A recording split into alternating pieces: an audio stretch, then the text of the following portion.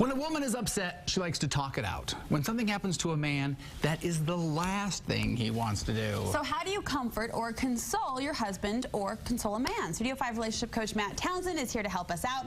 Matt is going to help us pack our comfort care kit, the tools we need to know how to improve or comfort the men in our lives and improve those relationships. So we oftentimes think of men as the comforter or the protector. When is an example of when a man might need your comfort? When he's just sad. Deep inside, when his heart's been broken. When he loses a job, for example, a lot of men fall into depression. When maybe a family member dies, their parent dies or passes away. When their favorite baseball team or football team loses, big deal. That is serious. Major pain. No, seriously. Haven't you been? I'm feeling sad, and they're not even playing. Oh boy. It's just sad. So men feel the need for comfort, but our problem is you'd think we'd want to talk because there's inherent benefits. And by the way, even men know if we talked, it would probably help. But we're just not ready to talk yet. So we've got a kit. And the kit, now this is really neat because I don't usually put kits together. But I've got one. And there's 3 keys to approaching the man when he needs a little comfort, okay? Okay, should we say number 1, the first thing, you got a pair of binoculars. Why do you have binoculars and a man comfort care kit? Well, first of all, you always need to be able to see.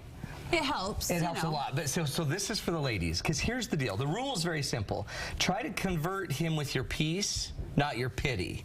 So don't try to make him feel more comfortable because you're sad for him, but you just become converted. You use the binoculars to get the vision so that once you possess the vision that it's going to be okay, that I know it was sad that mom died and we loved her and she's great, and once you're calm about it, you're going to actually start converting me with your peace. Your peace is the #1 way to get your man to feel comfort. Why is pity such a turnoff for a guy? Because it makes us feel weak, and we all know that we're not. We're incredibly strong, profoundly muscular with abs. Of course. And we don't want to be seen as the weak one. So if you have a vision of peace, like let's say I lost my job and I'm depressed about it and I'm not comforted by it and you're panicking and you don't have that vision, that's going to make me worse. Because now I've not only got to deal with my own lack of peace, I've got to deal with your lack of peace. It's going to fuel the fire. So the symbol of binoculars is you've got to go get the vision first of where the peace is.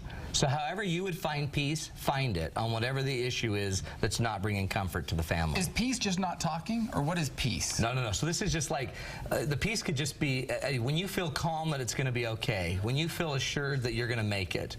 If you're still worried if we're going to make it financially, I'm still worried. You're not going to bring me comfort even by talking about it.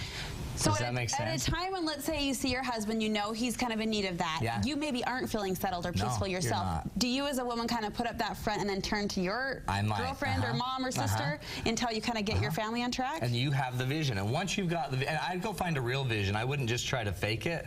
But I'd literally go find, where do you find your peace? You're trying to bring me peace, and if you don't possess it yet, you'll never be able to bring it to me. So if you can go find peace wherever that is, by finding a purpose, by building a plan, by talking to people that might be able to help us, and you have some of that before you try to come fix me, that'll help. So don't fake it, though. Well, you could, for a bit. Maybe put up a front for a minute. Faking it does help make it eventually. Okay, so we got the binoculars to get the vision for the first thing. Gotta have vision. Next in the comfort care kit for men, you got some movies, video games, tennis racket. What else would you need? So here's another way to actually comfort a man. Comfort him with a little distance and a little distraction. This is the space we're talking about. When men, think of it, like when a dog gets hurt and is about to die, they don't just go die on the living room floor. They usually walk away very, very, very far away, and they die far away from everybody. They don't want to die on the living room floor. In fact, there's a study about if a man has a heart attack in public, he's much more inclined to get help than if he has a heart attack at home. Because at home, once we just get distance and we're fine. It's kind of the ego that we're trying to deal with. So one way to kind of help a man through it is allow him to have some distance and allow him to have that's the space, that's actual space, and a little distraction. Usually men will come around if they can get some distance. And what if I could get distance with you? So how do we do an activity together where I'm still free because I know we don't have to talk about my loss of a job, yet we can still be together? Some activities like movies. I might go play some video games with them. Instead of being ticked that they're playing video games to escape their depression, I might go play with them a little bit. I might grab a tennis racket and go create some space. We're probably not going to do a lot of talking on the tennis court. But we're going to be together. And it's an activity. And remember, statistically, men tend to bond in activity. I was going to ask about that because you say that a lot. So in times of crisis or in times of sadness, is that I'd let him work off some of this energy while you're creating closeness with him. So instead of him feeling judged for playing video games, games, go play some with him. So he can kind of work off the energy. We create some distance from the issue, and you guys get closeness. If we can get close in this moment, now you're going to set up the third rule, where he'll probably be willing to start talking to you about it. Then you're going to be able to allow him to vent it out. But you have to allow him to come to you, and one of the best ways to create the bonding, distance, and distraction. So just something you're doing together, but you don't have to talk about anything. Like so a you can be movie. quiet. Throw in his favorite movie. If his mom just died, have a movie day. And what we're going to do is let's just go watch a bunch of movies as a family, instead of sitting and talking all day. And again, it's not like we're trying to avoid the morning. Right. But there's morning that needs to take place. Just let us kind of do it our way. In the right amount of time. I see a stop sign. Yes! What's this the is third my favorite rule? one. The third rule is very simple. Communicate about his pain when he's ready, not when you are. So we take his sign, and if he's saying stop, then that means shut at the cake hole. That's a different language. I don't know what it means. But it means don't talk. Because him talking about it, he's just not ready. The best sign to know he's ready to start talking about it is when he's casually bringing up his pain.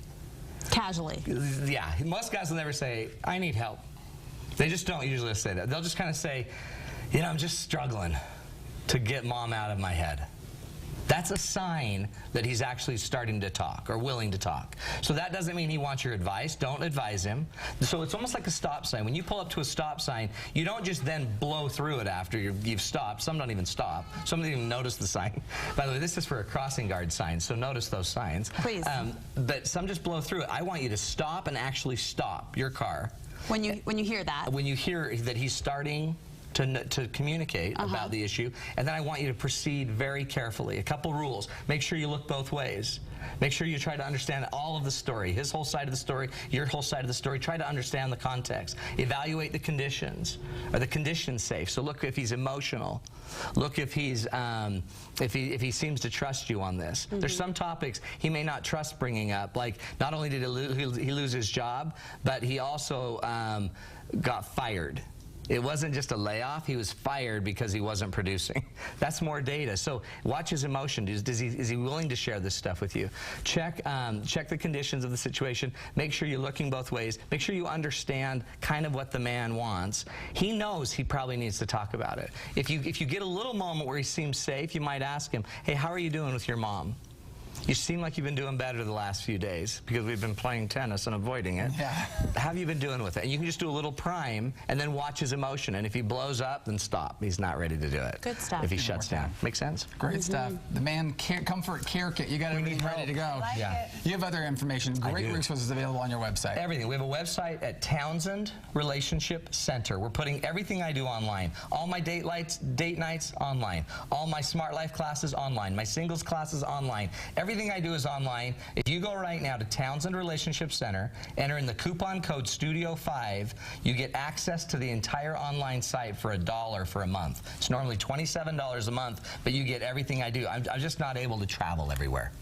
So everybody, coupon code STUDIO5, $1. Go see all my classes. And you get all the Matt you could ever want. Well. And then some. Then some. Okay, thanks, Matt. Thanks, guys.